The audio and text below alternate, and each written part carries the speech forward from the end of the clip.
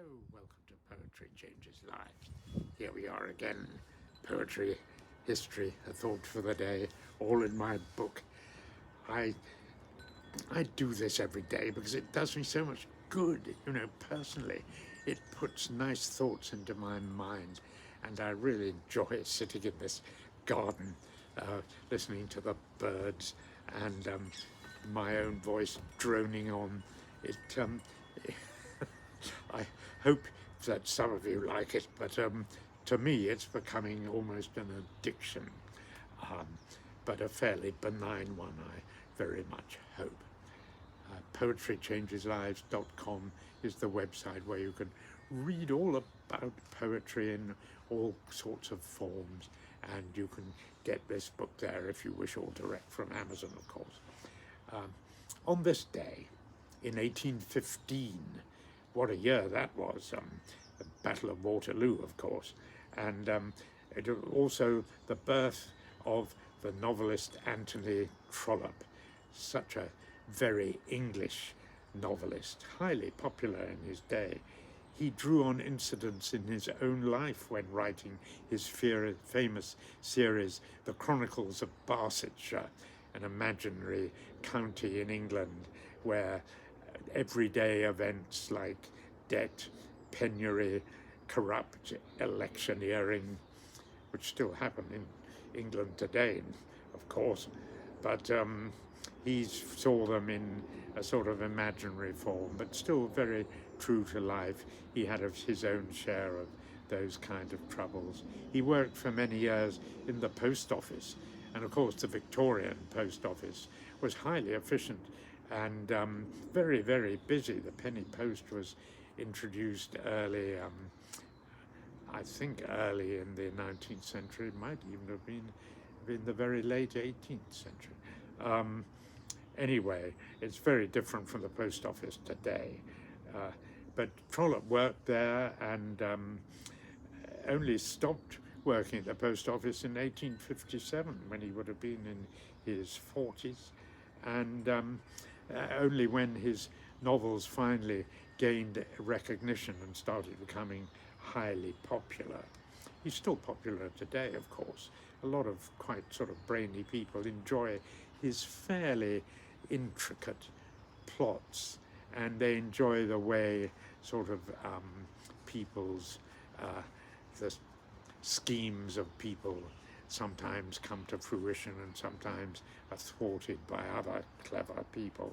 They're quite good, these novels, actually, though they are a bit long-winded, some of them, I find.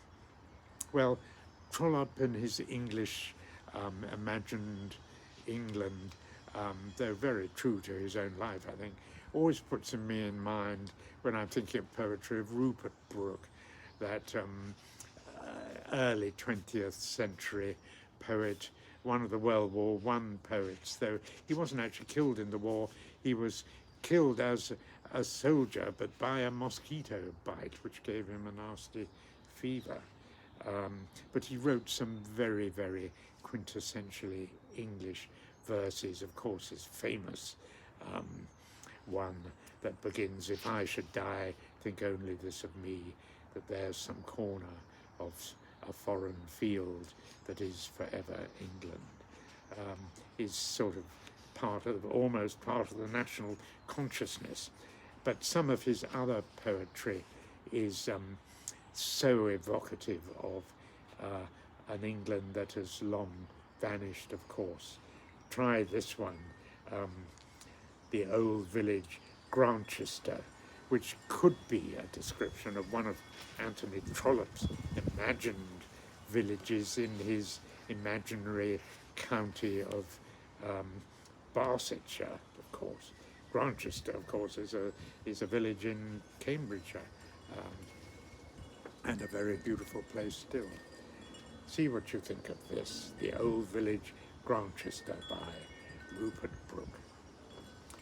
Ah, God, to see the branches stir across the moon at Grantchester, to smell the thrilling, sweet and rotten, unforgettable, unforgotten river smell, and hear the breeze sobbing in the little trees, And after, ere the night is born, do hares come out about the corn?